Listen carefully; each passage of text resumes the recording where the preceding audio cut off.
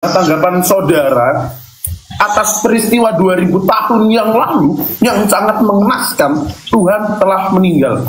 Bahkan dalam bukunya Nietzsche yang berjudul Nietzsche Membunuh Tuhan, itu Nietzsche mengkabarkan kepada para pengikutnya di Jerman, "Woi, Tuhan telah mati, Tuhan telah mati." Kira-kira gimana kalau ada anggapan Tuhan telah mati gitu? Ya pas, kalau nggak bersuara diturunin loh. Pak Pencari. Gimana? Ya Pak Pencari aja. Anda beneran ingin bertanya karena nggak tahu atau sudah punya jawabannya? Saya bertanya aja, saya pengen tahu jawaban saudara. Kalau saya jawab malah kepanjangan, Pak, karena Ya, jangan panjang-panjang, aku mau tanya tanggapanmu. Bagaimana anggapan orang di luar sana yang sekarang sudah mulai pakai akal sehatnya ketika dengar kabar bahwa Tuhan telah mati nih, mereka menghidupkannya dan udah tidak percaya lagi. Nah, kira-kira gimana catatan ini 2000 tahun yang lalu bahwa mencatat dalam sejarah Tuhan Bapak yang pernah dilahirkan itu pernah meninggoy, gimana? tidak sesimpel itu. Soalnya kita harus belajar. Kalau nggak sesimpel gimana? Yesus bilang sudah selesai dalam Yohanes 20. Untuk mempelajarinya tidak semudah itu, brother. Karena kita pakai teologi ya, kita harus belajar teologi ya. Karena kan kami juga belajar. Saya juga belajar teologi ya. Kan itu mati kan disebabkan oleh iblis, betul? Nah itu tentang historikalnya. Nah, itu juga masuk. Tujuannya Tuhan meninggoy apa? Jadi kita harus belajar yang namanya soteriologi, kristologi. Ya udah belajar semua, soteriologi, Anda sudah paham dong. Udah jangan ngajarin. Masuk. Aku cuma tanya Pak, kira-kira Tuhan meninggoy untuk apa gitu loh? Nah bagus. Tujuannya untuk apa itu bagus kan? Bagus. Nah itu harusnya pertanyaannya gitu. Tujuannya apa gitu? Oke. Saya jawab di Filipi aja.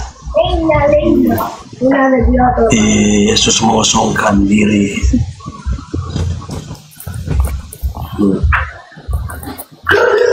Apa di Filipi itu mau saya buka?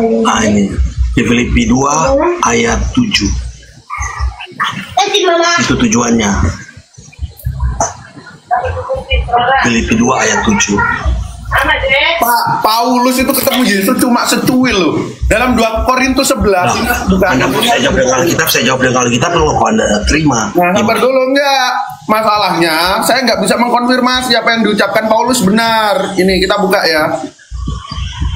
Dalam 2 Korintus 11 ayat 7 kalau nggak salah. Ayat 17 itu. Nah, coba lihat baca. Paulus ketemu Yesus cuma secuil. Terus dia berbicara tentang Yesus yang luar biasa ini.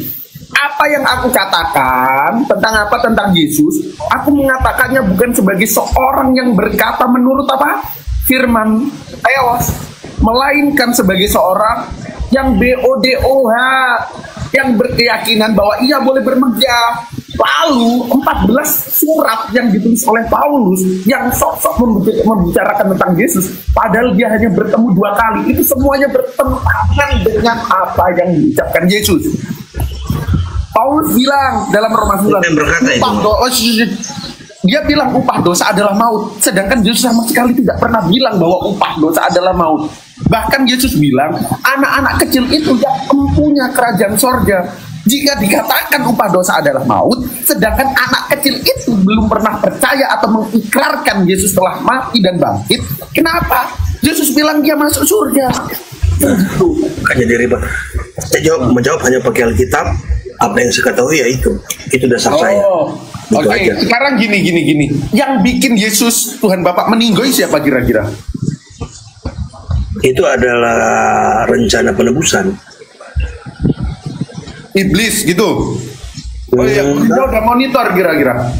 Tafadhol. Assalamualaikum Gurunda. Gak enak tambah. Lanjut. Waalaikumsalam warahmatullahi wabarakatuh. Lanjut. Oke, mungkin enggak. Jadi gini Pak, aku mau tanya, yang bikin Tuhan Bapak meninggoy itu siapa? Tuhan Bapak meninggal. Iya, Bapak saya. Tuhan meninggoy. Kemarin Jumat diperingati tuh. Kan gitu, betul? Ya rasa juga Bang Golden juga sudah beberapa kali dijelaskan bahwa yang meninggal bukan kalau kita cek dalam Lukas 22 nomor 3 dan Yohanes nomor 13 dan Yohanes 13 nomor 2, yang bikin Tuhan Bapa menunggu itu iblis. Karena saat itu iblis merasuki Yudas dan Yudas bersekongkol dengan imam-imam Yahudi untuk menyerahkan Yesus kepada mereka.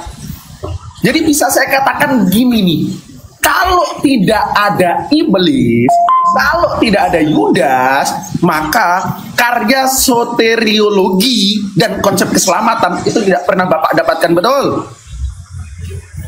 Oke. Jadi agama mana yang mengorbankan Tuhannya dan pengorbanannya itu dilakukan oleh setan? Betul? Agama mana? Silakan, Pak. Agama Kristen, tapi bukan agama Kristen.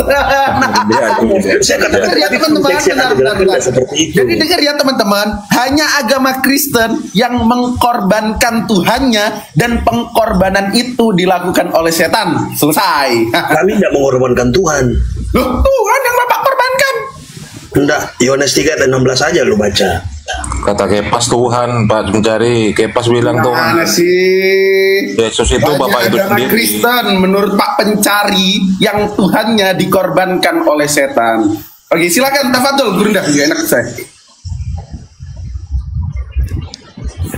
Ya, saya hanya tadi mendengarkan ya. Saya bahas sedikit terkait dengan pertanyaan siapa tadi, Bro Admin, terkait dengan Paskah. Jadi kalau di Islam itu kita tidak mengenalnya dengan kata Paskah. Di Islam itu dikenal dengan Asyura. Jadi kalau dikatakan apakah di Islam itu ada Paskah? Kalau Paskah yang dimaksudin memperingati Nabi Musa alaihissalam dalam hal membebaskan Bani Israel dari perbudakan Mesir, Fir'aun. Ya, kita juga peringati. Kita peringati pada hari Asyura 10 Muharram.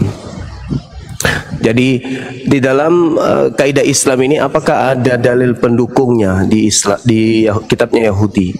10 Muharram itu pendukungnya ada di dalam kitab Keluaran. Untuk dicatat teman-teman yang masih mau memiliki pembendaharaan ilmu, di Keluaran 12 nomor 2 atau di nomor 1 sampai nomor 3, di situ diterangkan begini. Berfirmanlah Tuhan kepada Musa dan Harun di tanah Mesir, bulan inilah akan menjadi bulan pertama atau bulan permulaan segala bulan bagimu. Nah, di Islam bulan pertama itu Muharram. Nah, ternyata bulan Muharram ini adalah bulan pertama dalam hitungan Yahudi. Bulan inilah akan menjadi permulaan segala bulan bagimu. Itu akan menjadi bulan pertama bagimu tiap-tiap tahun. Jadi permulaan bulan Muharram itu ternyata diterangkan di dalam kitab Keluaran bab 12. Lalu kemudian bagaimana dengan tanggal 10 Muharram? Kok bisa? Nah, ternyata di dalam Keluaran 12 nomor 3 itu diterangkan jatuhnya di 10 Muharram. Katakanlah kepada segenap jemaah Israel, pada tanggal 10 bulan ini, bulan pertama ini, diambillah oleh masing-masing seekor anak domba menurut kaum keluarga, seekor anak domba untuk tiap-tiap rumah tangga. Jadi 10 Muharram yang diperingati dengan hari Asyura oleh umat Islam itu lebih valid, lebih berdata daripada Paskahnya Kristen. Paskahnya Kristen itu Paskah yang dibuat-buat. Mereka hanya meniru-niru Yahudi. Mereka tak ada hubungannya dengan pembebasan, tidak ada kaidah Paskah di dalam Kristen itu tidak ada hubungannya dengan kejadian Nabi Musa membebaskan Israel dari Fir'aun. Sedangkan kalau Nabi Muhammad memperingati dengan hari Asyura atau tanggal 10 Muharram, itu ternyata dasarnya ada. Nabi Muhammad tidak pernah pelajari itu, tapi rupa-rupanya setelah kita belajar Bible, kita temukan data di dalam Keluaran 12 nomor 1, nomor 2, nomor 3. Rupa-rupanya 10 Muharram itu tertulis dengan valid di dalamnya. Bulan ini adalah bulan pertama bagimu, yaitu bulan pertama bagimu tiap-tiap tahun. Katakanlah kepada segenap jemaat Israel, pada tanggal 10 bulan ini diambillah oleh masing-masing seekor anak domba menurut kaum keluarga. Jadi 10 Muharram itu adalah momentum pembebasan bagi Bani Israel. Nah, itu diperingati dengan hari Asyura di Islam, yaitu puasa dalam bulan Muharram di hari ke-10. Apa hubungannya dengan Yesus mati, bangkit dari kubur? Tak ada sama sekali. Jadi Kristen ini cuma akal-akalan. Islam lebih mengena terhadap kejadian yang terjadi kepada Nabi Musa alaihissalam. Sekira demikian. Silakan dilanjut, Dinda Goldian. Saya hanya menimpali pertanyaan saudara siapa tadi, Bro Admin. Silakan. Oke, Pak. Kebetulan ada Bang Suma, saya boleh bertanya nih, Pak. Saya ingin bertanya dulu, boleh? Halo. Iya, silakan. Oke, saya bertanya gini. Jadi ketika muslim atau muslimah yang hidup taat, yang mampu menahan nafsu, menahan godaan di dunia, terus masuk ke surga, terus menerima janji surga, yaitu kalau wanitanya dapat pangeran, terus prianya dapat bidadari. Nah, andainya gini, mungkin kedengaran konyol, tapi kasus yang kita lihat banyak. Andainya gini, dia seorang LGBT, tapi karena dia sangat mentaati Islam, dia menahan semua nafsu itu. Nah, seandainya ketika dia benar-benar menahan, benar bertakwa dalam agama Islam, ketika dia ke surga nanti, apakah dia akan mendapat jatah yang sama atau bagaimana? Gimana pertanyaannya? Jadi kalau yang muslim dan muslimah yang dalam hukum agama akan di surga akan dijanjikan bahwa akan ada pangeran ataupun bidadari. Nah, seandainya seorang LGBT ini dia mampu menahan nafsu LGBT-nya, dia hidup dengan takwa dalam keislamannya, terus ketika dia masuk surga, apakah dia mendapat jatah yang sama? Datanya di mana, Bang? Dengan dirinya sebagai LGBT ketika sudah surga. Jadi gini, Bung. Di dalam Islam itu, dalam surah Al-Mu'minun, yang bisa mendapatkan warisan surga itu adalah orang yang bisa menahan diri, menahan nafsu, kecuali kepada istrinya. Kata Allah di dalam Al-Quran surah Al-Mu'minun, selain daripada istri itu adalah orang yang berlebih-lebihan. Artinya orang yang melaksanakan kemudian syahwatnya bukan kepada istrinya, itu dianggap zalim dan tidak ada surga bagi mereka. Makanya dikatakan kada aflahal mu'minun, beruntunglah orang-orang yang beriman.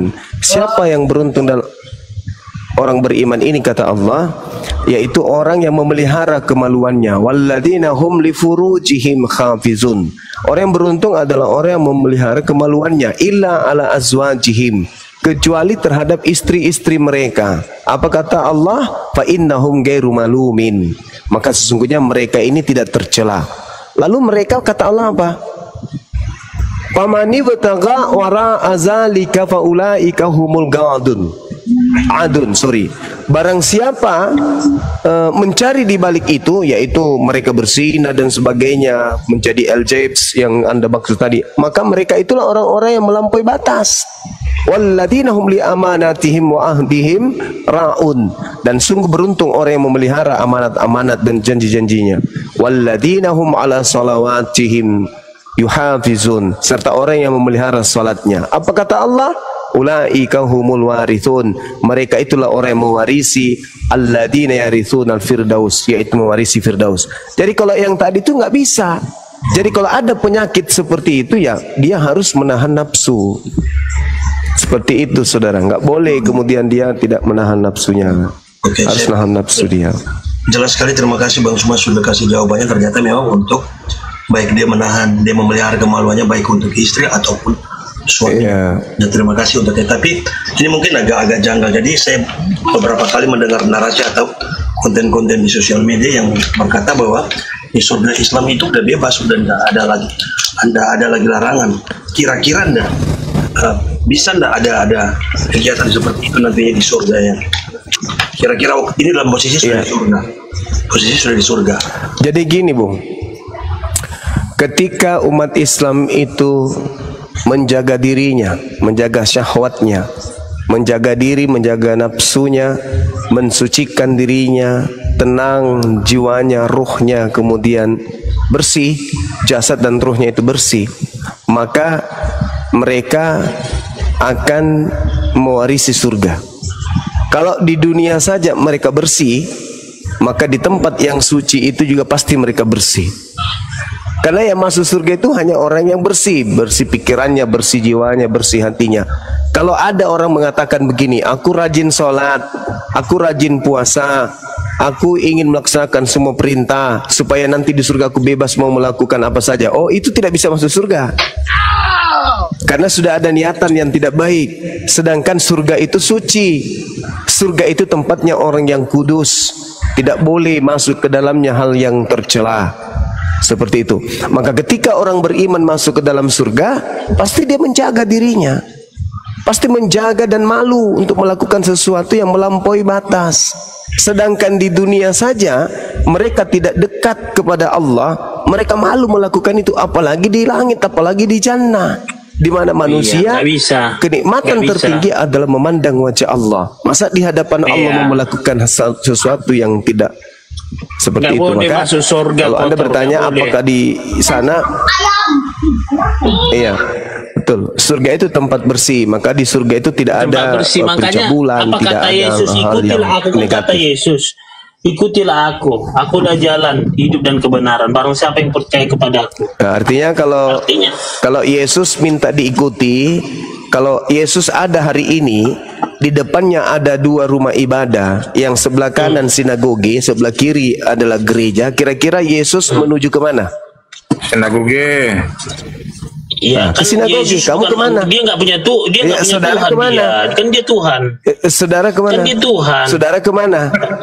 Kalau saya kan Tuhan Yesus bilang ateis. Kamu memfitnah Yesus dan mengatakan Yesus ateis. Ketika Yesus berjalan ke sinagoge, orang yang percaya kepadanya akan ikut kepada Yesus, masuk ke sinagoge, bukan ke gereja. Gitu ya. Jadi kalau Anda mengatakan dengan mulut Anda sabar. Enggak, kalau Anda mengatakan, kalau saudara mengatakan Anda percaya kepada Yesus, maka mustahil Anda menjadi Kristen. Itu kuncinya. Mustahil. Bukan, di situ kan belum lahir. Ketika Yesus turun ke bumi kan belum lahir. Setelah naik ke surganya. Tapi ajaran lahir Kristen. Ajaran Yesus itu ada kan? Ketika dia datang ke atas muka bumi, bukankah dia guru? Ada ajarannya kan? Di mana dia beribadah, bagaimana cara dia beribadah, Tuhan. Kepada siapa dia beribadah. Yesus teori praktekkan kan? Kenapa Anda tidak mengikuti? Ini kan kita perhatikan seperti Yesus, seperti Bapa. Apa? Di mana Yesus pernah mencontohkan menyembah Kristus? Tapi kata Bu Darmi Gurunda, Yesus tuh masuknya gereja Advent. Soalnya di Advent nggak makan babi katanya, kata Bu Darmi. Nggak bisa. Meskipun demikian nggak bisa. Bukan Yesus itu hanya makan itu dengan B2 sama kami nggak haram gitu loh. B2 nggak haram. Nah, itu katanya tadi percaya Yesus, sekarang B2 nggak haram. Artinya kamu penyamar, kamu serigala nyamar domba. Kalau pengikut Yesus itu ya Yudaism, mereka harus hidup sebagai penganut Torah, bukan penganut Bible.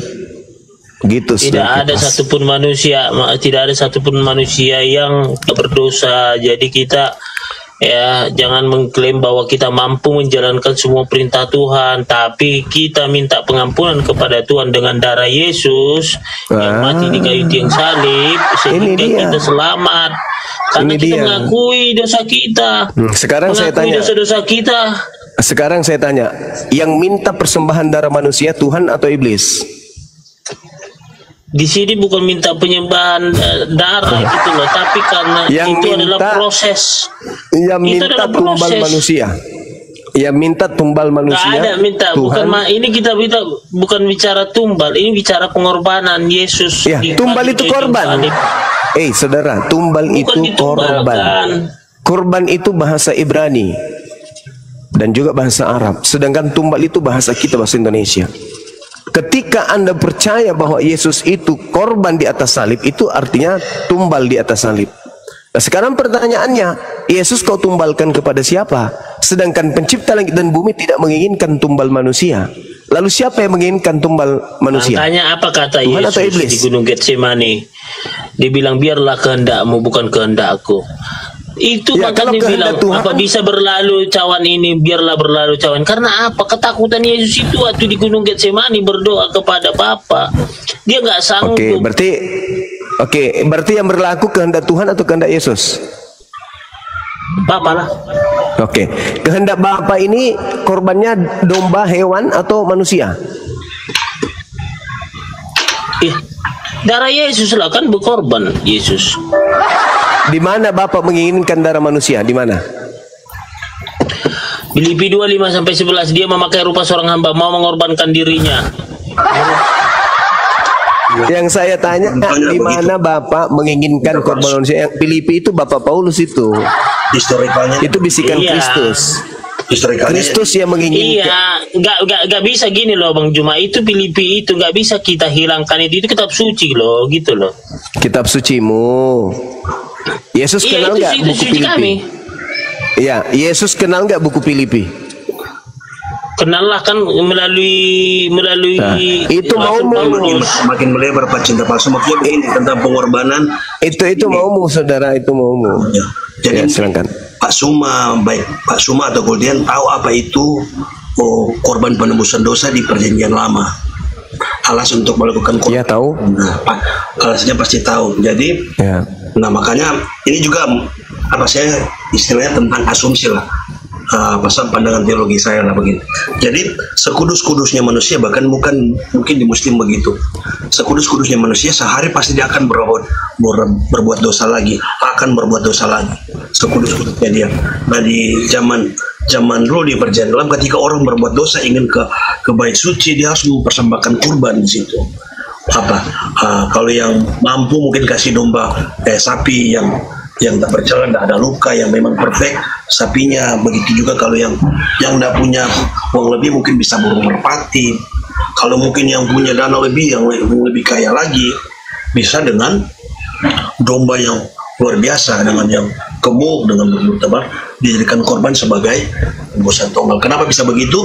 Ya itu aturannya di Perjanjian Lama. Gitu loh. Itu makanya dengan kalau diterapkan seperti itu terus, maka akan lebih banyak lagi, maka dijadikan kesempatan untuk jual beli segala macam. Makanya ini loh pencarian. Sebenarnya mereka tahu, itu udah kita bicarakan. Sebenarnya mereka tahu, tapi mereka pura-pura buta gitu loh. Jadi mereka pura-pura buta. Iya, mungkin betul si cinta palsu ini. Mungkin kami buta. Untuk itu tolong tuntun kami di mana di kitabnya Yahudi Tuhan menginginkan korban manusia. Silakan. Kalau di Perjanjian Lama tidak ada. Makanya saya lagi mau jelaskan. Nggak ada. Saya mau nggak ada loh, Kepas. Nggak ada. Kepas Imamat 1 nomor 2, katakanlah kepada Bani Israel, apabila mereka hendak melakukan penebusan dosa kurban kepada Tuhan, maka hendaklah dia mempersembahkan kambing, domba, sapi, lembu. Itu Kepas ya. Jadi nggak ada manusia. Makanya, Kristen muncul, korbannya manusia, manusia. Itu udah kita bicarakan lama loh, mengenai tadi itu yang dikurbankan, mengenai apa? Kenapa ada berkurban? Kenapa ada daging kurban? Kenapa Ishak tentang Abraham itu kan mengenai perjanji apa gitu loh? Ini tentang penebusan dosa. Makanya kenapa tebus dosa pakai manusia itu? Mana bisa Pak? Tebus dosa pakai manusia itu sumbernya dari hewan. Mana bisa? Darah hewan mana bisa menebus dosa? Gimana? Mana bisa menebus dosa manusia darah hewan? Imamat 1 itulah kamu membantah pencipta langit dan bumi. Itulah tanda-tanda pengikut setan. Pencipta langit dan bumi yang memerintahkan kemudian kepada Bani Israel mempersembahkan kurban berupa hewan ternak. Inilah karena kasih domba, karunia, kambing, karena dibilang sapi, kasih karunia. Jadi kita diselamatkan karena kasih karunia, bukan karena kebaikan, bukan karena kita berkurban, bukan, tapi karena kasih karunia. Aneh aja ini orang. Perjanjian Lama begitu ceritanya. Jadi ketika manusia berbuat dosa, ketika dia harus mengorbankan. Kalau dia seorang yang mampu, dia mungkin bisa korbankan sapi. Ya. Kalau dia miskin, imamat tempat itu ya, betul. Burung merpati gitu. Makanya, tapi kalau itu sebenarnya mereka udah tahu pencarian. Kalau mengenai tadi aja Yesus saja waktu ke rumah ibadah harus diberikan merpati. Artinya apa? Di situ tadi yang saya bilang, mereka ini sebenarnya udah tahu Yesus itu adalah juru selamat, tapi mereka ogah-ogahan. Yesus juru selamat memang betul. Yesus itu juru selamat. Selamat itu artinya Islam. Yesus itu juru Islam. Makanya semua prosesi ibadah yang Yesus praktekkan kami lakukan. Tidak ada itu Yesus berkorban manusia, nggak ada. Justru kalau Anda lihat di dalam Matius 8 nomor 4, apa kata Yesus? Lakukanlah korban sebagaimana yang diperintahkan oleh Nabi Musa. Nabi Musa memberikan perintah korbannya apa? Manusia atau kambing domba? Atau sapi? Gitu loh cara belajarnya. Jadi Yesus itu adalah juru Islam, juru salam, juru salom, juru selamat dia. Bukan juru Kristen. Yang juru Kristen itu Kristus. Kristus yang datang kepada Paulus. Beda oknum, gelar sama. Begitu Epas. Pakai ilmu sedikit lah. Jadi yang datang mengajarkan kekristenan itu namanya juga Kristus. Tapi bukan manusia. Sedangkan yang datang mengajarkan Islam itu namanya, gelarnya juga Kristus, Al-Masih, tapi dia manusia. Jadi pembedanya dua Kristus ini, satu mengajarkan Islam, yang satu mengajarkan Kristen. Sama-sama gelarnya, namanya pun sama. Seperti itu saudara Kepas. Ya, mungkin dia belum terlalu mengerti tentang kurban. Oke, kira-kira begitu sih. Oke Mas, makasih Bang Suma atas jawaban tentang Baik. Oke, saya pamit dulu semuanya. Assalamualaikum warahmatullahi wabarakatuh. Waalaikum. Silakan teman-teman yang lain dinaikkan. Teman yang ada di bawah Kristen yang mau naik, silakan duduk yang cantik di atas, kita belajar sama-sama ya. Teman-teman Oten yang mau belajar, mau bertanya, silakan.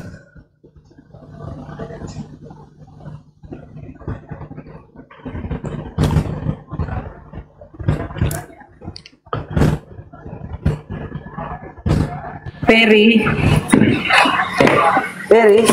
selamat sore Peri, Kristen Muslim Peri. Mana dia? Kabur. Bunda Peri, Bunda. Ya kabur itu. Nggak kabur tawa. Halo, selamat.